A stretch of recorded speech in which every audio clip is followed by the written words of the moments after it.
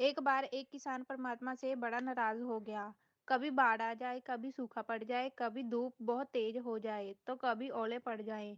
हर बार कुछ ना कुछ कारण से उसकी फसल थोड़ी खराब हो जाती थी। एक दिन बड़ा तंग आकर उसने परमात्मा से कहा, देखिए प्रभु, आप परमात्मा हैं, लेकिन लगता है आपको खेती बाड़ी की जानकारी नहीं है। एक प्रार्थना है कि एक साल मुझे मौका दीजिए, जैसा मैं चाहूँ वैसा मौसम हो जाए। फिर आप देखना मैं कैसे अन्न के भंडार भर दूंगा। परमात्मा मुस्कुराए और कहा, ठीक है, जैसा तुम कहोगे वैसा ही मौसम दूंगा। मैं दखल नहीं करूंगा। किसान ने गेहूं की फसल बोई। जब धूप चाही तब धूप मिल गई, जब पानी चाहा तब पानी मिल गया। तेज धूप, ओले, बाढ़, आंधी तो उसने आने ही नहीं दी। समय के साथ फसल बढ़ी और किसान की खुशी का ठिकाना ना रहा, क्योंकि ऐसी फसल तो आज तक कभी हुई ही नहीं थी। किसान ने मन ही मन सोचा, अब पता चलेगा परमात्मा को कि फसल कैसे उगाते हैं। बेकार ही इतने बरस हम किसानों को परेशान करते रहे। फसल काटने का समय आ गया। किसान बड़े गर्व से फसल काटने गया, लेकिन जैसे ही फसल काटने लगा, एकदम से छाती पर हाथ रखकर बैठ गया। अरे ये क्या! गेहूं की एक भी बाली के अंदर गेहूं नहीं था।